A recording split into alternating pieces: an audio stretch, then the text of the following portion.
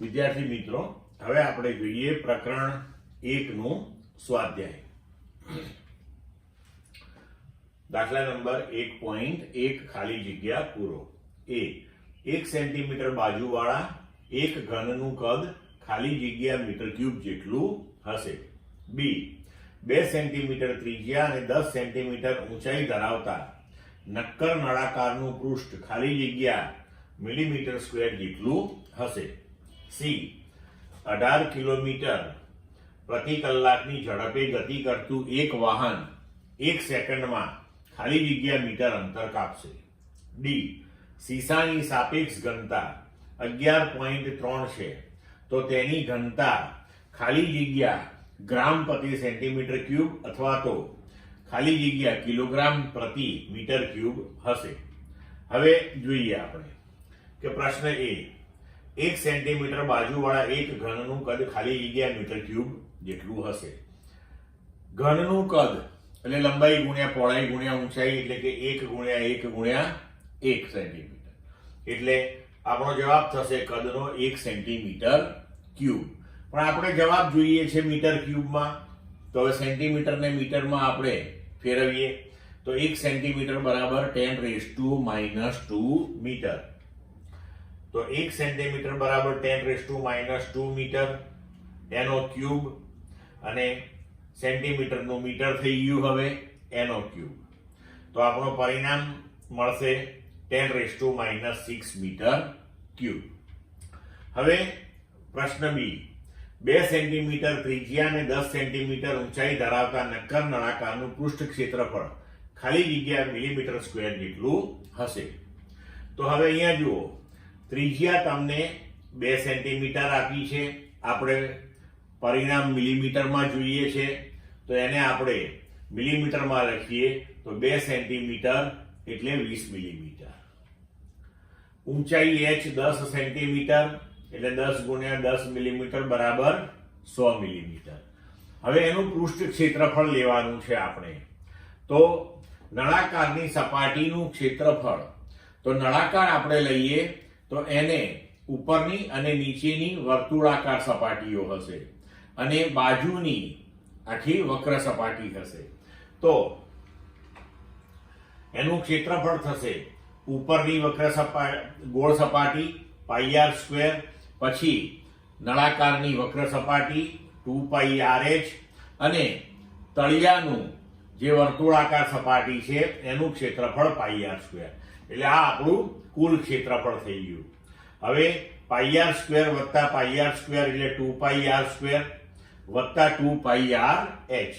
હવે આમાંથી આપણે 2πr કોમન લઈ શકીએ, તો કૌંસમાં રહેશે r વત્તા h.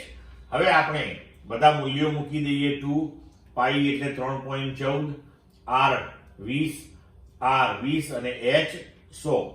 હવે આ બધા જ મૂલ્યો આપણે મિલીમીટરમાં મૂકેલા છે, એટલે આપણું ક્ષેત્રફળ પરિણામ આવશે 1.5 મિલીમીટર સ્ક્વેર. ક્લિયર? હવે ત્રીજો પ્રશ્ન, 18 કિલોમીટર પ્રતિ કલાકની ઝડપે ગતિ કરતું એક વાહન 1 સેકન્ડમાં ખાલી જગ્યા મીટર અંતર કાપશે. હવે અંતર આપણે મીટરમાં જોઈએ છે, સમય સેકન્ડમાં કયો છે, એનો મતલબ કે તમારે ઝડપ જે છે એને મીટર પ્રતિ સેકન્ડમાં ફેરવવી પડશે. તો હવે જુઓ, v આપેલી છે આપણને 18 કિલોમીટર પ્રતિ કલાક, તો 18 ગુણ્યા 1 કિલોમીટર એટલે 1000 મીટર, 1 કલાક એટલે 3600 સેકન્ડ. તો 1000 ભાગ્યા 3600 તમે ડાયરેક્ટ પણ યાદ રાખી શકો કે કિલોમીટર પ્રતિ કલાક ને મીટર પ્રતિ સેકન્ડમાં ફેરવવું હોય તો 5/18 થી તમારે મલ્ટીપ્લાય કરી દેવાનું, કારણ કે આને તમે 5/18 પણ લખી શકો છો. તો આપણે ઝડપ થઈ ગઈ 5 મીટર પ્રતિ સેકન્ડ.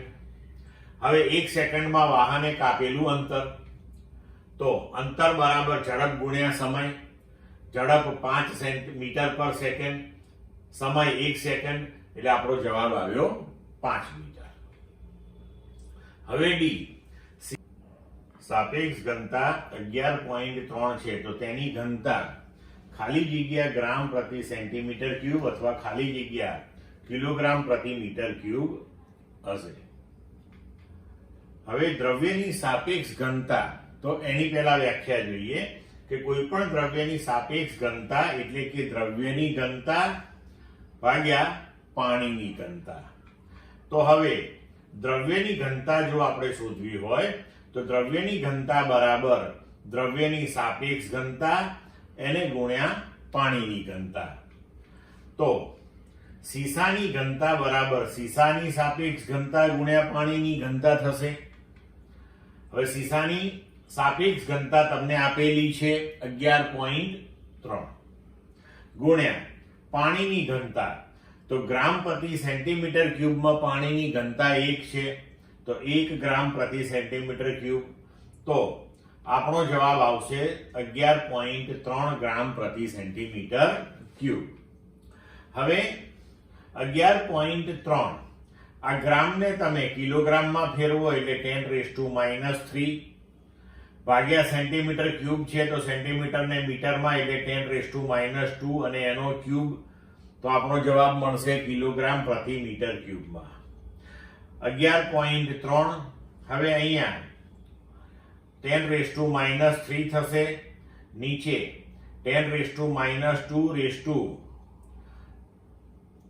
એટલે 10⁻6 થશે.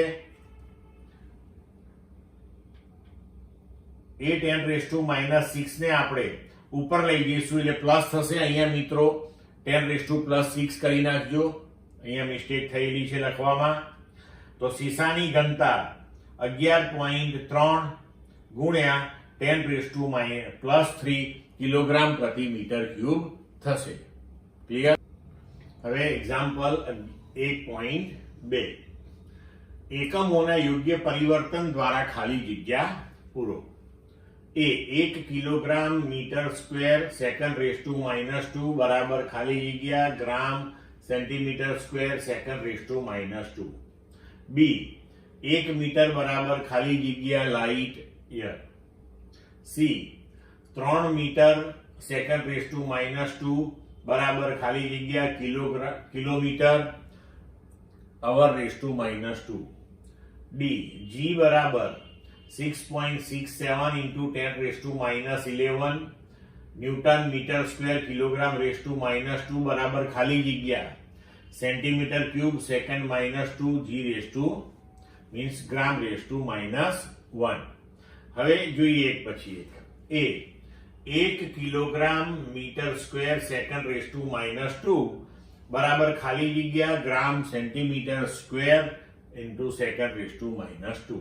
તો હવે જોઈએ આપણે કે કિલોગ્રામને આપણે ગ્રામમાં ફેરવીએ તો 1 કિલોગ્રામ બરાબર 10⁻³ ગ્રામ, 1 મીટર એટલે 10⁻² સેન્ટીમીટર, મીટરનો વર્ગ એટલે આનો વર્ગ કર્યો, સેકન્ડ⁻², 1 સેકન્ડ MKS માં તો CGS માં પણ 1 સેકન્ડ જ થશે, તો 1 સેકન્ડ⁻². તો 10⁻³ અહીંયા 10⁻⁴ ગ્રામ સેન્ટીમીટર સ્ક્વેર સેકન્ડ-2. તો આપણને પરિણામ પ્રાપ્ત થશે 1 કિલોગ્રામ મીટર સ્ક્વેર સેકન્ડ⁻², એના બરાબર 10⁻7 ગ્રામ સેન્ટીમીટર સ્ક્વેર સેકન્ડ-2. ક્લિયર? હવે જોઈએ બી 1 મીટર બરાબર ખાલી જગ્યા લાઇટ યર. હવે જુઓ લાઇટ યર એટલે પ્રકાશ વર્ષ, તો 1 પ્રકાશ વર્ષ બરાબર 9.46 ગુણ્યા 10⁻15 મીટર થાય છે. તો હવે અહીંયા આપણે સાદી ત્રિરાશિ જ મૂકવાની છે કે 1 મીટર બરાબર કેટલા પ્રકાશ વર્ષ થશે, તો 1 મીટર બરાબર 1 ભાગ્યા 9.46 ગુણ્યા 10⁻15 પ્રકાશ વર્ષ થશે. તો આને આપણે ઉકેલીએ તો મળશે જવાબ 1 મીટર બરાબર 1.057 ગુણ્યા 10⁻16 લાઇટ યર. હવે સી તો 3 મીટર સેકન્ડ⁻², અહીંયા બરાબર કરજો મિત્રો, ખાલી જગ્યા કિલોમીટર અવર⁻². તો 3 મીટર સેકન્ડ⁻². હવે મીટરને તમારે કિલોમીટરમાં ફેરવવું હોય તો 1 મીટર બરાબર 10⁻³ કિલોમીટર. હવે સેકન્ડ ને કલાકમાં ફેરવવું હોય તો 1 કલાક બરાબર 3600 સેકન્ડ, તો 1 સેકન્ડ બરાબર 1/3600 કલાક, અને (-2) તો (-2) લીધું આપણે. તો 3 × 10⁻³ ઇન્ટુ 1/3600 (-2) કિલોમીટર અવર (-2). હવે આ 3600 ને જો આપણે ઉપર લઈ લઈએ તો ઘાતાંક પ્લસ થઈ ગયો, તો 3 × 10⁻³ ઇન્ટુ 3600 નો વર્ગ.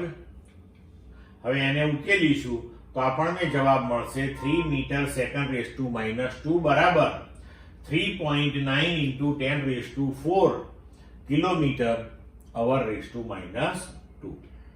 હવે ડી, જી બરાબર 6.67 into 10⁻11 newton metre square kilogram -2, એના બરાબર ખાલી જગ્યા સેન્ટીમીટર ક્યુબ સેકન્ડ -2 ગ્રામ -1.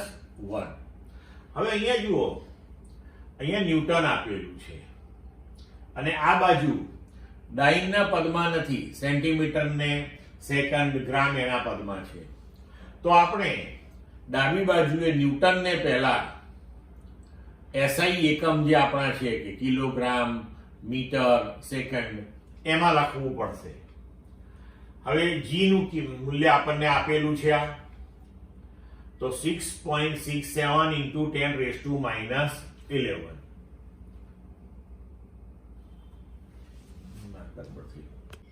હવે ક્વેશ્ચન ડી, જી બરાબર 6.67 into 10⁻11 newton metre square kilogram (-2) બરાબર ખાલી જગ્યા સેન્ટીમીટર ક્યુબ સેકન્ડ -2 ગ્રામ -1. તો હવે અહીંયા આપણને જી ની કિંમત આપેલી છે, એસઆઈ એકમ આપેલો છે આપણને, જમણી બાજુએ આપણે સીજીએસ એકમ લેવાનો છે. તો હવે આપણે આ જે એસઆઈ એકમ છે આપણો એને સીજીએસ માં ફેરવવાનો પ્રયત્ન કરીએ. તો જી બરાબર 6.67 10⁻11. હવે 1 ન્યૂટન, તો 1 ન્યૂટન બરાબર 10⁵ ડાઇન.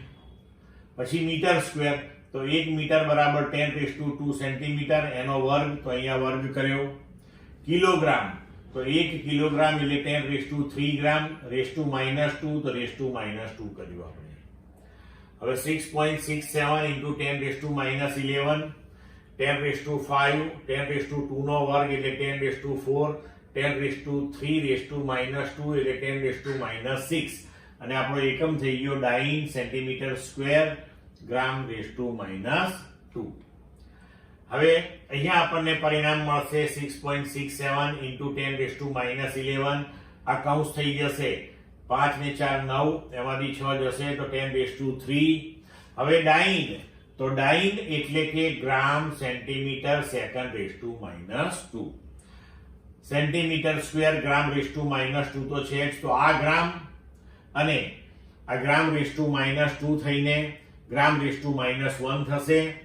આ સેન્ટીમીટર અને સેન્ટીમીટર સ્ક્વેર થઈને સેન્ટીમીટર ક્યુબ થશે. તો હવે આપણું પરિણામ આવ્યું જી બરાબર 6.67 10⁻11 અને 10⁻3 થઈને આપશે 10⁻8 સેન્ટીમીટર ક્યુબ સેકન્ડ -2 ગ્રામ (-1). એટલે આપણને આપણો જવાબ મળી ગયો. ક્લિયર? હવે એક્ઝામ્પલ 1.3. ઉષ્મા અથવા ઉર્જાનો એકમ કેલરી છે, તે લગભગ 4.2 જૂલ બરાબર છે, જ્યાં 1 જૂલ બરાબર 1 કિલોગ્રામ મીટર સ્ક્વેર સેકન્ડ -2.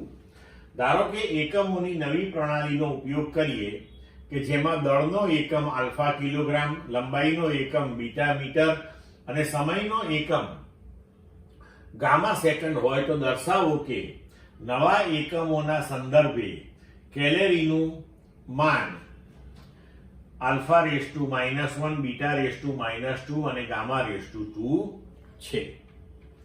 હવે જુઓ કે ઉર્જાનો એકમ આપણને આપ્યો છે જૂલ, એટલે કે કિલોગ્રામ મીટર સ્ક્વેર સેકન્ડ -2. તેનું પારિમાણિક સૂત્ર થશે m1L2T⁻². હવે આપેલી એકમ પદ્ધતિની અંદર મૂલ્ય જે છે એ 4.2 જૂલ અથવા તો 1 કેલરી છે. એમાં આપેલ એકમ પદ્ધતિની અંદર દળ આપણે કિલોગ્રામમાં લઈએ છીએ, લંબાઈ મીટરમાં અને સમય સેકન્ડમાં. એટલે આપણે લખ્યું કે m1 1 kilogram, l1 1 metre, t1 1 second.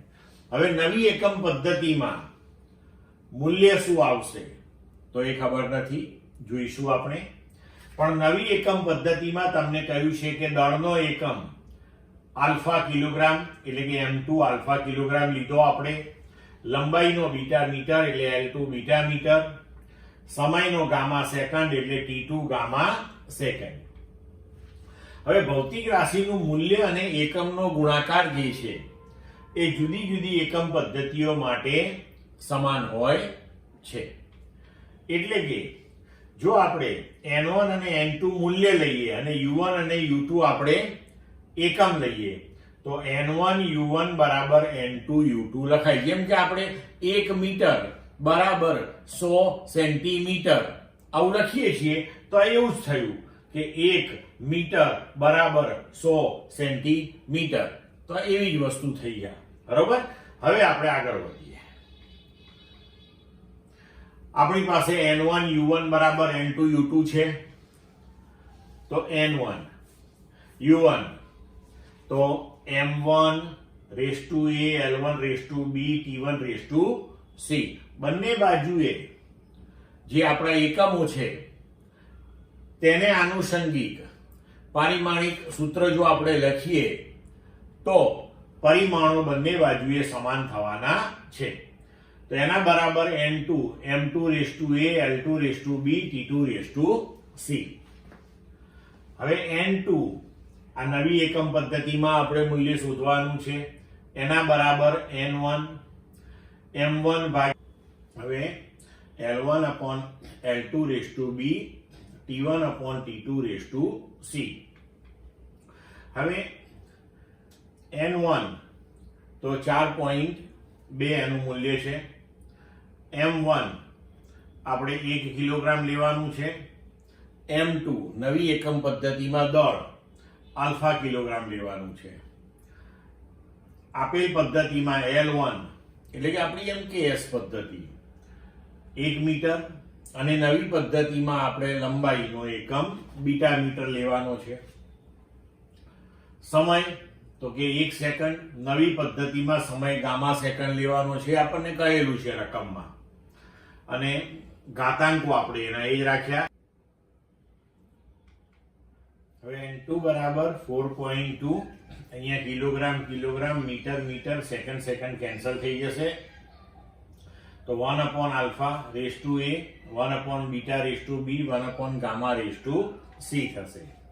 એટલે આપણે લખી શકીએ કે 4.2 હવે 1 upon alpha.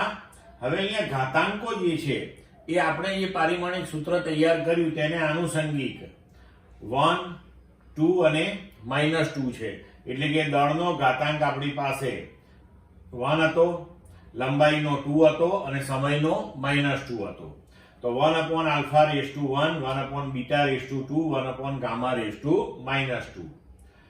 તો હવે આપણે આને લખી શકીએ કે 4.2 અહીંયા alpha રેઝ ટુ 1 એને ઉપર લઈ જઈએ તો alpha રેઝ ટુ -1, અહીંયા beta રેઝ ટુ 2 એને ઉપર લખીએ તો beta રેઝ ટુ -2, અહીંયા gamma રેઝ ટુ -2 તો એને આપણે ઉપર લખીએ તો gamma રેઝ ટુ 2. એટલે હવે આપણને પરિણામ મળ્યું 1 કેલરી બરાબર 4.2 જૂલ બરાબર 4.2 alpha raise to -1, beta raise to -2 અને gamma રેઝ ટુ 2. એ આપણો નવો એકમ નવી એકમ પદ્ધતિમાં તૈયાર થયો. ક્લિયર? હવે સ્વાધ્યાય 1.4 આ કથનને સ્પષ્ટ રીતે સમજાવો. સરખામણી માટેના માનકોની સ્પષ્ટતા કર્યા વગર કોઈ પારિમાણિક રાશિ મોટી છે કે નાની તેમ કહેવું અર્થહીન છે. આ બાબતને ધ્યાનમાં રાખી નીચે આપેલ કથનોને જરૂરિયાત મુજબ ફરી લખો. તો આપણે જાણીએ છીએ વ્યવહારમાં કે કોઈ પણ રાશિ, કોઈ પણ વસ્તુ નાની મોટી એવું આપણે રજૂ કરતા હોય તો એ કશાકની સાપેક્ષમાં આપણે સમજવું પડે કે ભાઈ કોની સાપેક્ષમાં એ નાની કે કોની સાપેક્ષમાં મોટી. તો તો એ અંગેનો આ પ્રશ્ન છે. તો કે પરમાણુઓ ખૂબ જ નાના પદાર્થ છે. બી, જેટ પ્લેન ખૂબ ઝડપથી ચાલે છે. સી, જ્યુપિટરનું દળ ઘણું વધુ છે. ડી, આ રૂમમાં રહેલી હવામાં અણુઓની સંખ્યા ખૂબ જ વધારે છે. ઈ, ઇલેક્ટ્રોન કરતા પ્રોટોન વધુ દળદાર છે. એફ, પ્રકાશની ઝડપ કરતા ધ્વનિની ઝડપ ખૂબ જ ઓછી હોય છે. હવે જોઈએ આપણે કે આપણને પહેલા કહ્યું છે કે પરમાણુઓ ખૂબ જ નાના પદાર્થ છે, પણ સરખામણી વગર આપણને એનો અંદાજ નહીં આવે કે કેટલા નાના છે. એટલે હવે આપણે આ કથન જે છે એને ફરીથી લખીએ કે ટાંકણીની તીક્ષ્ણ ટપકાની સાઈઝ. હવે ટાંકણી તમે જોયેલી છે, એનું તીક્ષ્ણ ટપકું પણ આપણે ઉપરનું જોયેલું છે, બરોબર? તો એ સાઈઝની સરખામણીમાં પરમાણુ ઘણા જ નાના છે. તો તમને અંદાજ આવી જાય કે હા હવે કેટલું હશે આ, બરોબર? જેટ પ્લેન ખૂબ ઝડપથી ચાલે છે. તો અહીંયા પણ આપણે સરખામણી કરવાની જરૂરત પડશે. તો એક્સપ્રેસ સુપરફાસ્ટ ટ્રેનની ઝડપ, તો એનાથી આપણે જાણકાર છીએ, ટ્રેનમાં બેઠેલા છીએ આપણને, તો આપણને ખબર છે કે કેટલી ઝડપથી એ જતી હોય છે. તો એના કરતા પણ જેટ વિમાનની ઝડપ ઘણી જ વધારે છે. તો આપણને અહીંયા આગળ એની ઝડપ વિશે સંપૂર્ણ ખ્યાલ મળે. હવે જ્યુપિટરનું દળ ઘણું વધુ છે. તો અહીંયા પણ સરખામણી કરવી પડશે કે પૃથ્વીના દળની સરખામણીમાં ગુરુનું દળ ઘણું જ વધારે છે. આ રૂમમાં રહેલી હવામાં અણુઓની સંખ્યા ખૂબ જ વધારે છે. તો વધારે એટલે કેટલી વધારે? તો અહીંયા પણ સરખામણી જોઈશે કે એક મોલમાં રહેલા હવાના અણુઓ, તે આપણે જાણીએ છીએ કે 10⁻23 ના ઓર્ડરમાં હોય છે એરિયા. તો એના કરતા પણ ઓરડામાંની હવામાં વધારે સંખ્યામાં અણુઓ હોય છે, એટલે આપણને અંદાજ આવી જાય સચોટ રીતે. ઇલેક્ટ્રોન કરતા પ્રોટોન વધુ દળદાર છે. તો અહીંયા સરખામણી સ્વરૂપે જ આપેલું છે બંને, આપણને સમજ પડી જ જાય વાતમાં. આ વિધાન સાચું જ છે. પ્રકાશની ઝડપ કરતા ધ્વનિની ઝડપ ખૂબ જ ઓછી હોય છે. હા, અહીં પણ કમ્પેરિઝન સાથે જ આપણને, સરખામણી સાથે જ આપણને જણાવેલું છે, એટલે આ વિધાન પણ સાચું જ છે. હવે સ્વાધ્યાય 1.5. લંબાઈનો નવો એકમ એવી રીતે પસંદ કરવામાં આવે છે કે શૂન્ય અવકાશમાં પ્રકાશની ઝડપ 1 એકમ થાય. જો પ્રકાશને સૂર્ય અને પૃથ્વી વચ્ચેનું અંતર કાપતા 8 મિનિટ અને 20 સેકન્ડ લાગતા હોય તો લંબાઈના નવા એકમ સંદર્ભે સૂર્ય અને પૃથ્વી વચ્ચેનું અંતર કેટલું થશે? હવે અહીંયા જુઓ, પ્રકાશનો શૂન્ય અવકાશમાં વેગ જે છે એને આપણે 1 એકમ પ્રતિ સેકન્ડ લઈએ. આપણને કહેલું છે કે 1 એકમ તમારે લેવાનો છે. હવે પ્રકાશને સૂર્ય અને પૃથ્વી વચ્ચેનું અંતર કાપતા 8 મિનિટ ને 20 સેકન્ડ થાય છે. તો 8 મિનિટ અને 20 સેકન્ડ એટલે 8 મિનિટને આપણે સેકન્ડમાં ફેરવીએ તો 8 × 60, બીજી 20 સેકન્ડ એમાં ઉમેરી તો સૂર્યપ્રકાશને પૃથ્વી પર પહોંચતા કુલ 500 સેકન્ડનો સમય લાગે છે. હવે નવા એકમના સંદર્ભે તમારે અંતર શોધવાનું છે. તો નવા એકમ પદ્ધતિને અનુરૂપ અંતર માટે આપણે લખી શકીએ કે અંતર બરાબર ઝડપ ગુણ્યા સમય. તો ઝડપ આપણે લીધી 1, લંબાઈનો નવો એકમ ભાગ્યા સેકન્ડ, અને સમય લાગ્યો 500 સેકન્ડ. સેકન્ડ આપણે કેન્સલ કરીએ તો ડી બરાબર 500 એકમ, એટલે કે લંબાઈનો નવો એકમ આપણો અહીંયા આગળ મળી ગયો. ક્લિયર? સ્વાધ્યાય 1.6. લંબાઈના માપન માટે નીચે આપેલ સાધનો પૈકી કયું સાધન વધુ સચોટ છે? એ, વર્નિયર કેલિપર્સ, જેના વર્નિયર માપમાં 20 વિભાગ છે. બી, એક સ્ક્રૂ ગેજ જેનું પેચ અંતર 1 મિલીમીટર અને વર્તુળાકાર સ્કેલ પર 100 વિભાગ છે. સી, એક પ્રકાશીય યંત્ર જે પ્રકાશની તરંગ લંબાઈ સુધીની લંબાઈ માપી શકે છે.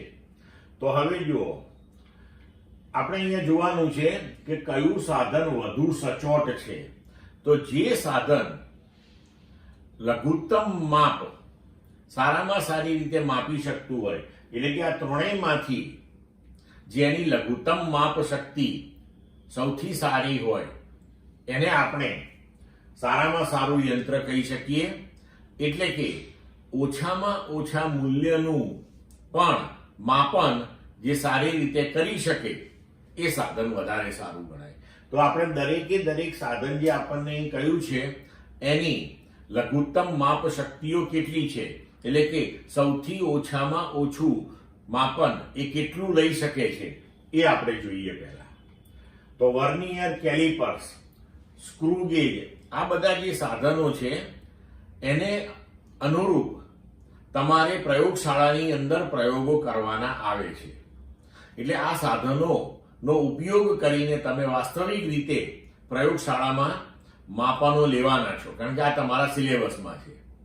તો એમાં આપણે જોઈએ કે વર્નિયર કેલિપર્સ કે જેના વર્નિયર માપમાં 20 વિભાગ છે, તો હવે એની લઘુત્તમ માપ શક્તિ આપણે લઈએ તો એના માટેનું સમીકરણ છે કે 1MSD, એટલે કે MSD એટલે મેઇન સ્કેલ ડિવિઝન, એટલે કે મુખ્ય સ્કેલ જે છે એના એક કાપાનું મૂલ્ય ઓછા એક VSD. VSD એટલે કે વર્નિયર સ્કેલ ડિવિઝન, એટલે કે વર્નિયર કેલિપર્સનો જે વર્નિયર સ્કેલ છે, નાનો સ્કેલ છે, એના ઉપર એક ડિવિઝનનું મૂલ્ય કેટલું છે.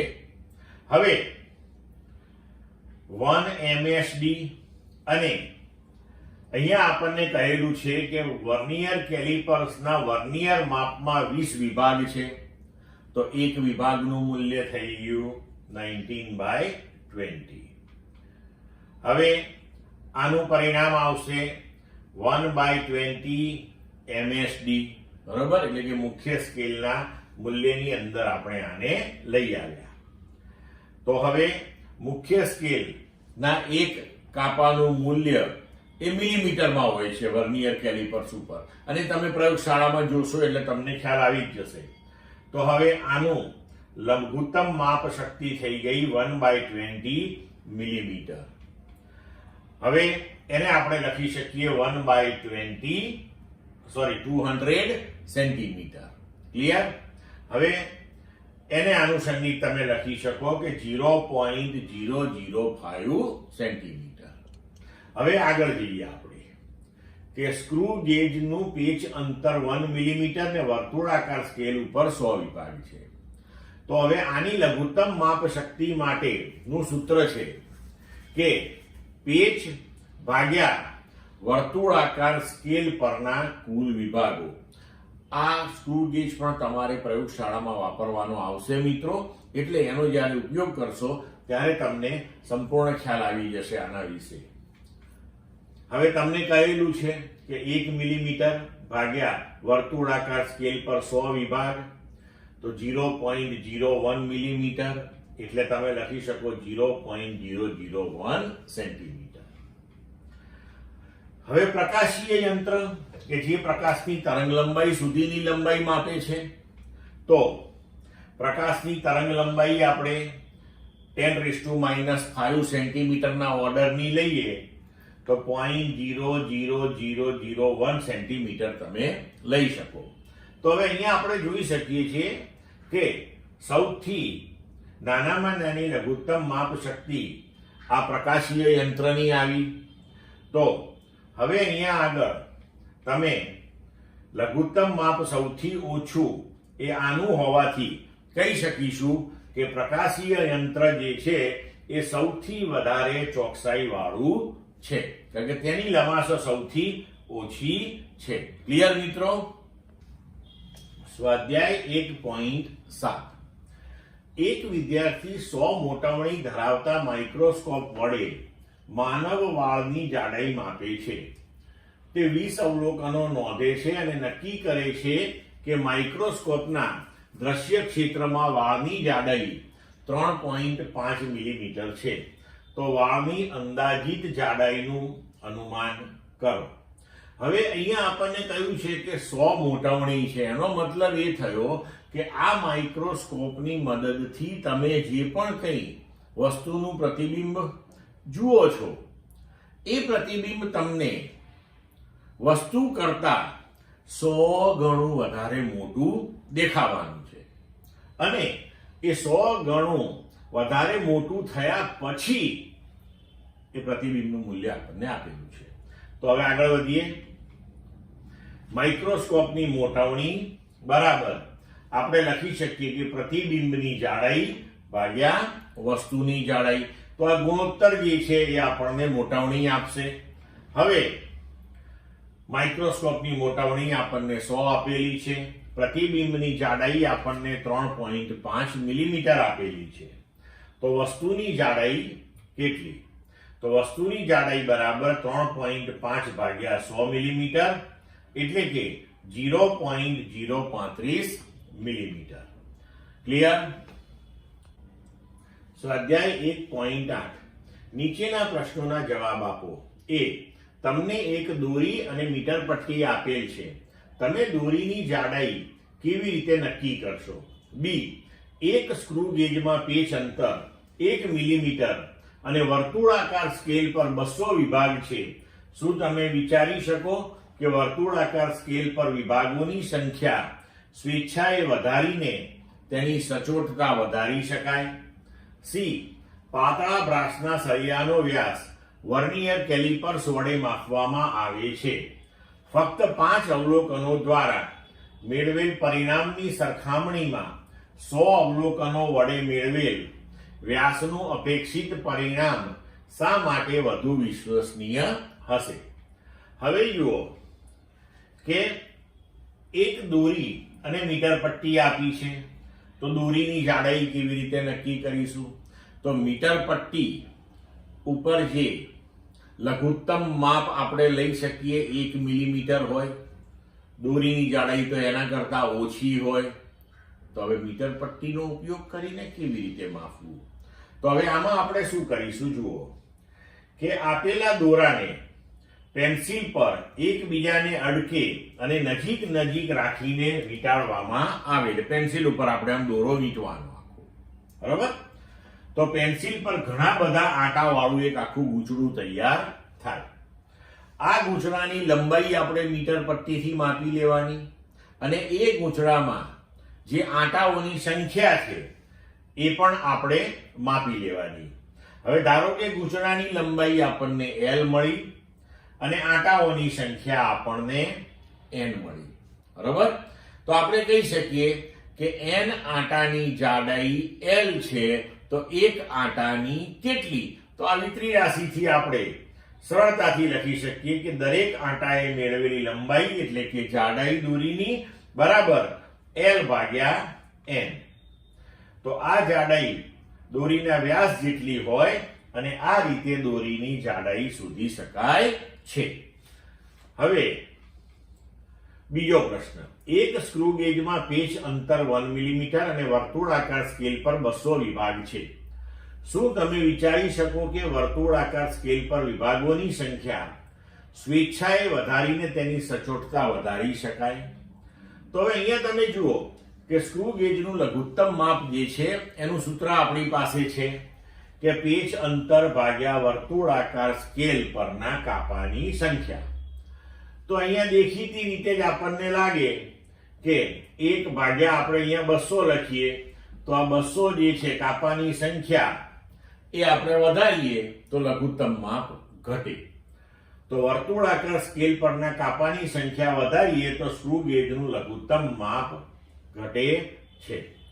નો ડાઉટ એનાથી માપન પણ તમને ચોકસાઈ વાળું મળે, પણ તકલીફ અહીંયા એ છે કે અહીંયા આગળ ગોળાકાર ભાગ પર વધારે સંખ્યામાં સરખા અંતરે કાપા પાડવાનું મુશ્કેલ કામ છે, બરોબર?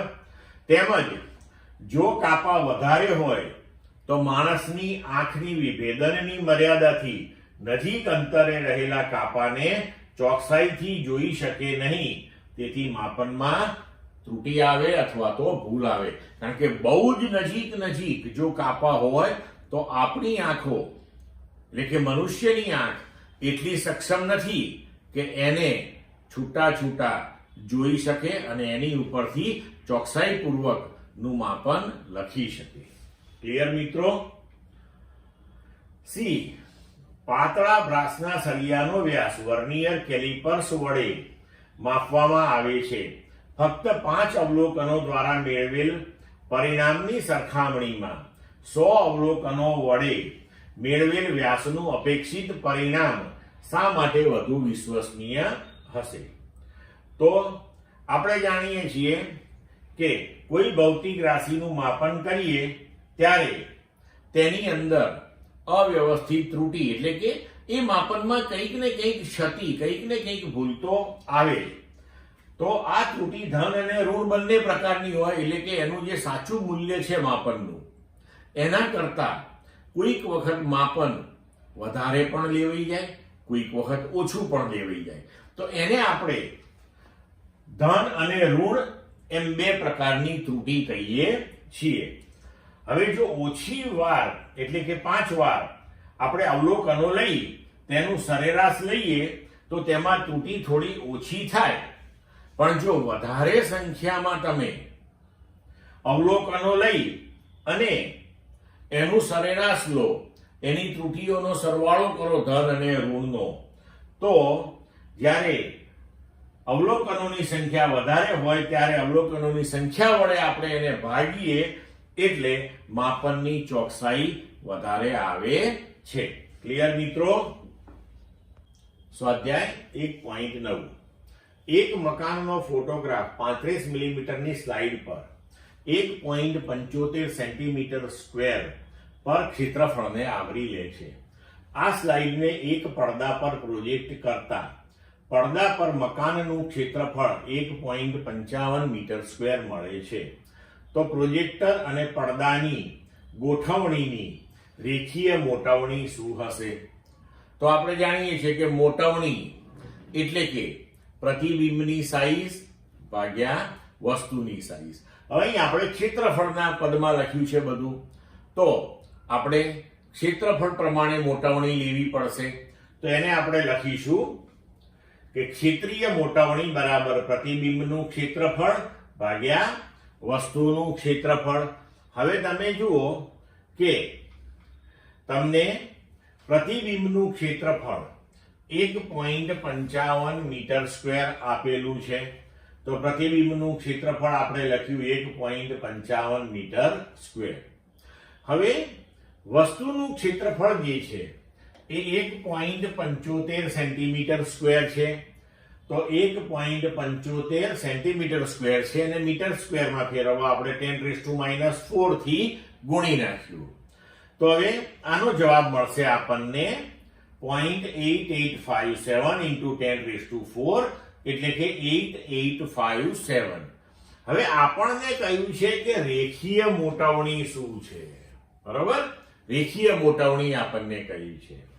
તો ક્ષેત્રફળ ઉપરથી આપણે રેખીય મોટવણી લેવી હોય તો આપણે ક્ષેત્રીય મોટવણી જે છે એનું વર્ગમૂળ લેવું પડે, કારણ કે ક્ષેત્રફળ આપણને લંબાઈ અને પહોળાઈ ના માપનમાં મળતું હોય છે. તો રેખીય મોટવણી એટલે વર્ગમૂળમાં ક્ષેત્રીય મોટવણી. તો રેખીય મોટવણી બરાબર √8857 એટલે કે આપણું પરિણામ મળશે આપણને 94.1. ક્લિયર મિત્રો? સ્વાધ્યાય 1.10. નીચે આપેલ સંખ્યાઓમાં સાર્થક અંકો નક્કી કરો. A 0.007 metre square, B 2.64 × 10⁻24 kilogram, C 0.2370 gram પર centimetre cube, D 6.320 joule, E 0.000632 metre square. હવે જોઈએ આપણે તો સાર્થક અંકો અને સાર્થક અંકની સંખ્યા એ આપેલા આ જે મૂલ્યો છે એમાં કેટલી અને કઈ કઈ છે એ આપણે નક્કી કરીએ. હવે તો પહેલી રકમ અથવા તો પહેલું માપન આપણું 0.007. હવે આપણે આના નિયમો ભણી ગયા છીએ કે દશાંશ ચિહ્ન પછીના શૂન્યો અને પ્રથમ જે શૂન્ય સિવાયની સંખ્યા છે એની આગળના શૂન્યો, તો અહીંયા આગળ દશાંશ ચિહ્ન પછી અને 7 ની આગળના શૂન્યો જે છે એ સાર્થક અંકો તરીકે ગણાતા નથી. એનો મતલબ કે આની અંદર સાર્થક અંક જે છે એ માત્ર 7 છે, એટલે કે સાર્થક અંકની સંખ્યા જે થઈ એ માત્ર 1 થઈ. બી 2.64 into 10⁻24 કિલોગ્રામ.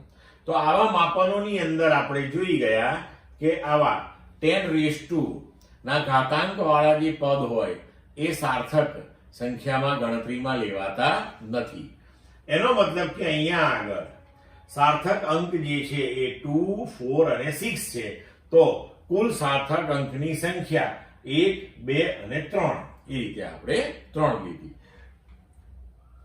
હવે 0.2370 ગ્રામ પર સેન્ટીમીટર ક્યુબ. તો આપણે નિયમોમાં જોઈ ગયા છીએ કે દશાંશ ચિહ્ન વાળા માપનની અંદર જે અંતિમ 0 આવતા હોય એને પણ આપણે સાર્થક અંક તરીકે ગણતરીમાં લેવા પડે છે. એટલે કે અહીંયા 2, 3, 7 અને 0 એ બધા જ સાર્થક અંકો થશે. તો 1, 2, 3 અને 4 સાર્થક અંકની સંખ્યા થઈ ગઈ 4. હવે ડી 6.320 જૂલ. તો જેમ હમણાં આગળ આપણે નક્કી કર્યું એમ દશાંશ ચિહ્ન પછી ના માપનની અંદર જે અંતિમ શૂન્ય આવતા હોય એ આપણે ગણતરીમાં લેવાના હોય છે અને બાકી અશૂન્ય તો બધા જ લેવાના છે અંકો આપણે. તો અહીંયા 6, 3, 2 અને 0 આ બધા જ સાર્થક અંકો ગણાશે. એટલે કે 1, 2, 3 અને 4 કુલ સંખ્યા થઈ ગઈ 4. હવે 0.000603 મીટર સ્ક્વેર. તો અહીંયા આપણે જાણીએ છીએ કે દશાંશ ચિહ્ન પછી તરતના શૂન્યો જે છે અને પ્રથમ અશૂન્ય અંકની આગળના એ આપણે ગણતરીમાં લેવાના નથી. એટલે કે દશાંશ ચિહ્ન પછીના 3 શૂન્ય આપણે ધ્યાનમાં લેવાના નથી. મતલબ કે 6, 0, 3, 2. હવે આ 0 જે છે 6 પછીનો એ બે અશૂન્યની વચ્ચે છે, તો એને પણ આપણે ગણતરીમાં લેવાનો હોય છે. નિયમોમાં આપણે જોઈ ગયા છીએ. તો અહીંયા પણ સાર્થક અંકોની સંખ્યા 6032 એટલે કે કુલ 4 થશે. ક્લિયર મિત્રો? ચલો સ્વાધ્યાય 1.11. એક લંબચોરસ પાતળી ધાતુની તકતીની લંબાઈ, પહોળાઈ અને જાડાઈ અનુક્રમે 4.234 મીટર, 1.005 મીટર અને 2.01 સેન્ટીમીટર છે. સાર્થક અંકોને ધ્યાનમાં રાખી તકતીનું ક્ષેત્રફળ અને કદ શોધો. હવે અહીં જુઓ, આપણને લંબાઈ, પહોળાઈ અને જાડાઈ આ 3 વસ્તુ આપણને આપેલી છે. અહીંયા આગળ જાડાઈ આપણને 2.01 સેન્ટીમીટર છે. લંબાઈ અને પહોળાઈ મીટરમાં છે, તો આપણે આને મીટરમાં ફેરવી દીધું એટલે 0.0201 મીટર. હવે આપણે ક્ષેત્રફળ લઈએ. તો લંબચોરસ પાતળી ધાતુની તકતીનું ક્ષેત્રફળ. હવે આ તકતીનું આખું ક્ષેત્રફળ આપણે લેવાનું છે. તો તમે જુઓ કે આપણે આ સૂત્ર કેવી રીતે લખ્યું. ધારો કે આપણે આ પાઠ્યપુસ્તક જે છે એને તકતી ગણી લઈએ. આ એની લંબાઈ થઈ, આ પહોળાઈ થઈ અને આ એની જાડાઈ થઈ. હવે ધારો કે આપણે લંબાઈ અને પહોળાઈ, તો આ લંબાઈ ગુણ્યા પહોળાઈ કરો એટલે તમને આ ઉપરનું ક્ષેત્રફળ મળે. પણ હવે તકતી છે તો તકતીને એક આ ઉપરની બાજુ છે તો એક એવી નીચેની બાજુ પણ છે. તો લંબાઈ ગુણ્યા પહોળાઈ એ 2 વખત લેવી પડશે. એવી જ રીતે આપણે લંબાઈ ગુણ્યા જાડાઈ, તો એ આ ભાગનું ક્ષેત્રફળ આપશે.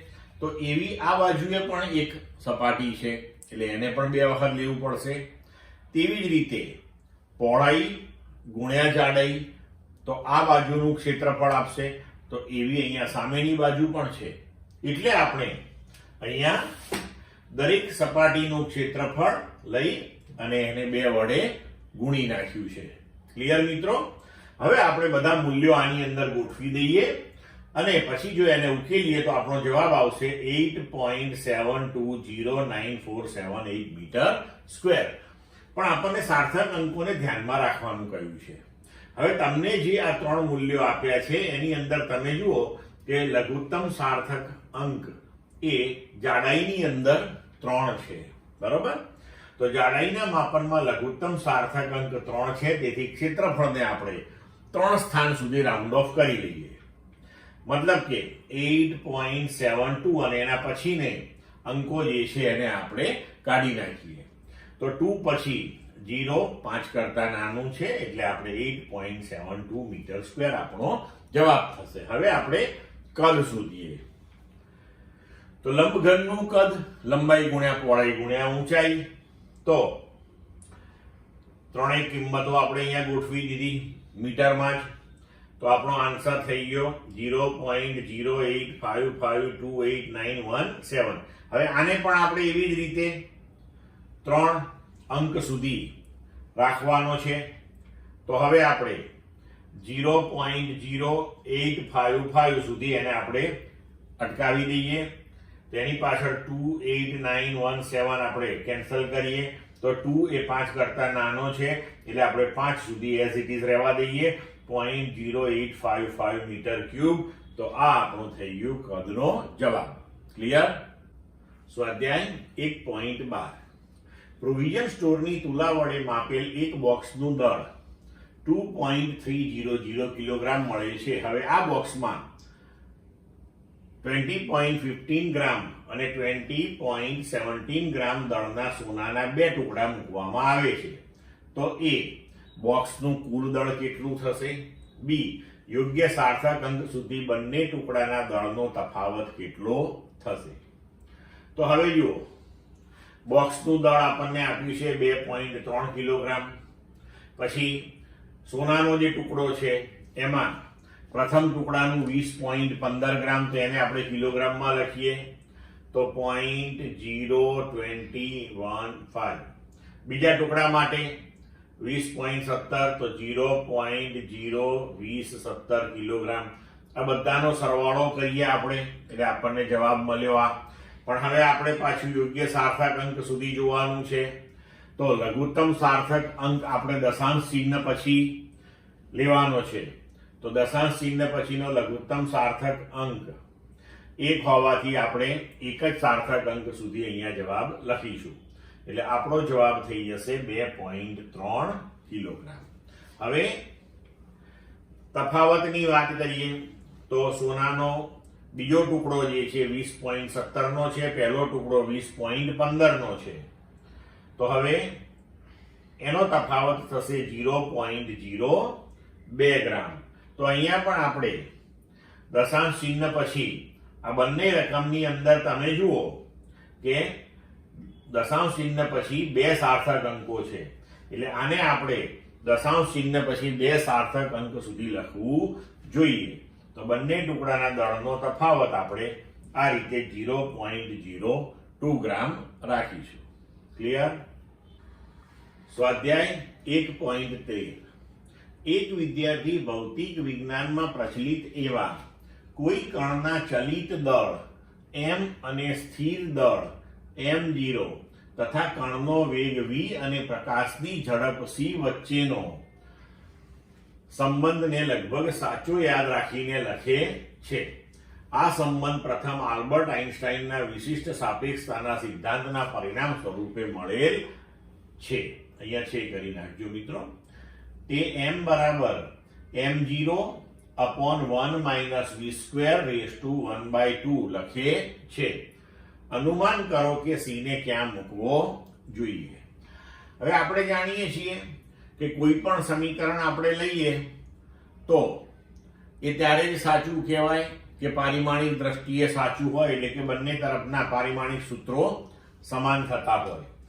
હવે ડાબી બાજુ જે છે આ સૂત્રની એમાં પારિમાણિક સૂત્ર બનશે દળ છે એટલે કે m1 L0 T0. હવે આપણે જોઈએ કે જમણી બાજુનું પારિમાણિક સૂત્ર જો m1 L0 T0 બને તો આપણે કહી શકીએ કે આ સમીકરણ સાચું છે. તો હવે આપણે જમણી બાજુ લઈએ m0 upon 1 minus v square raised to 1 by 2. તો એ બનવું જોઈએ m1 L0 T0. હવે m0 એ દળ છે તો એનું થશે m1 L0 T0 upon 1 minus v square raised to 1 by 2 બરાબર m1 L0 T0. હવે આ બંને બાજુએ m1 L0 T0 કેન્સલ થઈ અને m0 L0 T0 આપશે. તો આપણે આને સૂત્રનો કરતા બનાવીએ તો 1 minus v square raised to 1 by 2 બરાબર m0 L0 T0. હવે અહીંયા જુઓ મિત્રો કે આ 1 છે એટલે એનું પારિમાણિક સૂત્ર થશે m0 L0 T0. તો v square નું પણ શું થવું જોઈએ m0 L0 T0 એ થવું જોઈએ આ પદ માટે. પણ હવે v નું એવું ના થાય, એનો સ્ક્વેર કરો એટલે શું મળે આપણને m0 L2 T - 2 મળે. પણ જો વેગના વર્ગને વેગના વર્ગ વડે આપણે ભાગી નાખીએ તો પછી આ પદ જે છે એ પરિમાણ રહિત બની જાય. તો આપણને કહેલું છે કે c પ્રકાશનો વેગ છે. તો હવે જો આપણે આ પદની અંદર v² ભાગ્યા c² કરી નાખીએ તો ડાબી બાજુ અને જમણી બાજુ બધું પરિમાણ રહિત બની જાય. એનો મતલબ કે જે આપણે સમીકરણ લખ્યું હતું એને સાચો સંબંધ બનાવવા માટે આપણે આવી રીતે લખવું પડે કે m બરાબર m0 upon 1 minus v² ભાગ્યા c² raised to 1 by 2. સમજ પડી મિત્રો બધાને? સ્વાધ્યાય 1.14 પરમાણ્વીય માપક્રમની લંબાઈનો સુવિધાજનક એકમ એંગસ્ટ્રોમ છે અને તેને a અને ઉપર 0 એવી રીતના બતાવાય છે. તો 1 એંગસ્ટ્રોમ બરાબર 10⁻⁻10 મીટર આ એંગસ્ટ્રોમની સંજ્ઞા છે દ્વારા દર્શાવાય છે. હાઇડ્રોજન પરમાણુનો વિસ્તાર 0.5 એંગસ્ટ્રોમ છે તો એ આપણે ત્રિજ્યા તરીકે લઈશું. તો 1 મોલ હાઇડ્રોજન પરમાણુઓનું આણ્વિક કદ મીટર ક્યુબમાં કેટલું થશે? તો H2 ના એક પરમાણુની ત્રિજ્યા આપણને 0.5 એંગસ્ટ્રોમ આપી છે. 1 એંગસ્ટ્રોમ એટલે 10⁻10 મીટર. તો 0.5 ગુણ્યા 10⁻10 મીટર આપણે ત્રિજ્યા થઈ. હવે પરમાણુનું કદ આપણે લઈએ તો આપણે એને એક ગોળો ગણી લઈએ તો 4/3 પાઈ r³ એનું કદ થશે.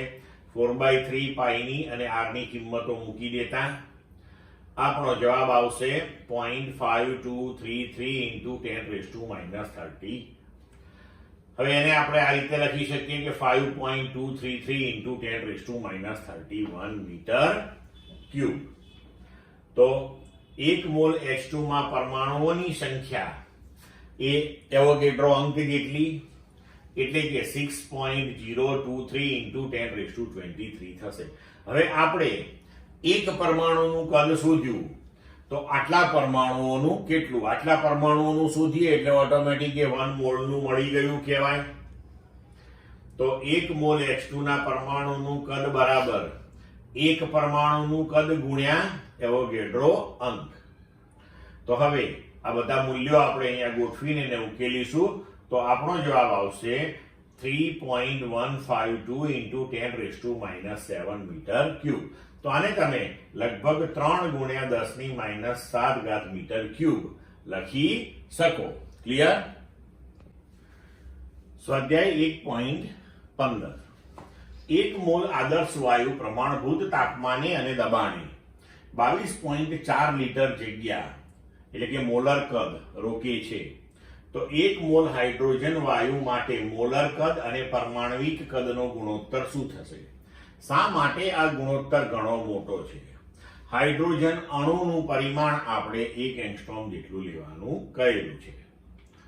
તો હવે 1 મોલ આદર્શ વાયુનું મોલર કદ જે છે એ આપણને આપ્યું છે 22.4 લીટર. એને આપણે મીટર ક્યુબમાં લઈએ તો 22.4 ગુણ્યા 10⁻³ મીટર ક્યુબ થશે.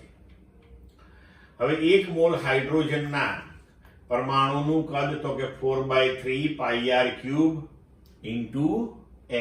Na એટલે એવોગેડ્રો નંબર.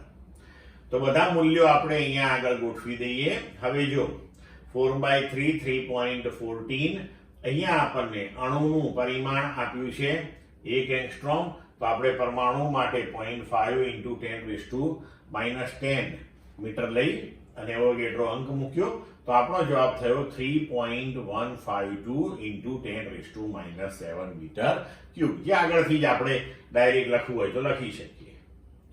હવે મોલર કદ અને 1 મોલ પરમાણુનું કદ, તો મોલર કદ 22.4 × 10⁻³ અને 1 મોલ પરમાણુનું કદ 3.152 × 10⁻7. તો આનો જવાબ આવશે 7.1 × 10⁴. હવે આ ગુણોત્તર ખૂબ મોટો આવ્યો. આપણને પૂછ્યું છે કે શા માટે આ ગુણોત્તર ઘણો મોટો છે? તો એ એટલા માટે મોટો છે કે વાયુમાં પરમાણુઓ વચ્ચેના અંતરો જે છે એ પ્રમાણમાં ઘણા મોટા હોય છે, એથી એ વધારે કદ રોકે છે. ક્લિયર? સ્વાધ્યાય 1.16 નીચેનું સામાન્ય અવલોકન સ્પષ્ટપણે સમજાવો. ઝડપથી ગતિ કરતી એક ટ્રેનની બારીમાંથી તમે બહાર જુઓ તો નજીકના ઝાડ, મકાનો વગેરે ટ્રેનની ગતિની વિરુદ્ધ દિશામાં ગતિ કરતા દેખાય છે, પરંતુ દૂરના પદાર્થો, પર્વત શિખરો, ચંદ્ર, તારા વગેરે સ્થિર દેખાય છે. હકીકતમાં તમે ગતિ કરી રહ્યા હોય અંગેના સભાન હોવાથી આ દૂરના પદાર્થો તમારી સાથે ગતિ કરતા જણાય છે. તો હવે આવું કેમ થાય છે? તો આપણે વસ્તુ અને માણસની આંખને જોડતી જે રેખા હોય એને આપણે દ્રષ્ટિ રેખા કહીએ છીએ. હવે અહીંયા શું થશે કે ગતિ કરતી ટ્રેનમાં બેઠેલો માણસ જ્યારે નજીકની વસ્તુઓને જુએ ત્યારે દ્રષ્ટિ રેખા જે છે આપણી, એની ઝડપ ખૂબ જ હોય છે વધારે, એટલે કે એની જે દિશા છે એ ખૂબ જ ઝડપથી બદલાતી હોય છે, અને આ વસ્તુઓ ટ્રેનની ગતિની વિરુદ્ધ દિશામાં ગતિ કરતી આપણને દેખાય છે. જ્યારે દૂરની વસ્તુઓ માટે દ્રષ્ટિ રેખાની દિશા જે છે ખૂબ જ ધીમેથી બદલાતી હોવાથી દૂરની વસ્તુઓ આપણને સ્થિર જણાય છે. ક્લિયર મિત્રો? સ્વાધ્યાય 1.17 સૂર્ય એક ગરમ પ્લાઝ્મા આયનીકૃત દ્રવ્ય છે જેની અંદરના ગર્ભનું તાપમાન 10⁷ કેલ્વિનથી વધારે અને બાહ્ય પૃષ્ઠનું તાપમાન 6000 કેલ્વિન છે. આટલા ઊંચા તાપમાને કોઈ પણ પદાર્થ ઘન કે પ્રવાહી અવસ્થામાં રહી શકે નહીં. સૂર્યની દળ ઘનતા ઘન અને પ્રવાહી અથવા વાયુઓની ઘનતાઓમાંથી કયા વિસ્તારમાં હોવાની તમને ધારણા છે? તમારું અનુમાન સાચું છે તેની ચકાસણી નીચે આપેલી માહિતી પરથી નક્કી કરી શકો છો. સૂર્યનું દળ 2 × 10⁻30 કિલોગ્રામ અને સૂર્યની ત્રિજ્યા 7 × 10⁸ મીટર આપેલી છે. તો હવે સૂર્યની ઘનતા બરાબર આપણે લખી શકીએ, ઘનતા બરાબર દળ ભાગ્યા કદ. તો સૂર્યનું દળ ભાગ્યા સૂર્યનું કદ, તો સૂર્યનું દળ આપણે કેપિટલ M લઈએ અને સૂર્યનું કદ 4/3πr³, જ્યાં r જે છે સૂર્યની ત્રિજ્યા લઈએ આપણે. હવે દળ આપણને આપ્યું છે 2 × 10⁻30, આ છેદમાંથી છેદ 3 ઉપર લઈ ગયા એટલે અહીંયા લખ્યો 4 3.40 અને ત્રિજ્યા 7 × 10⁸ અને એનો ક્યુબ.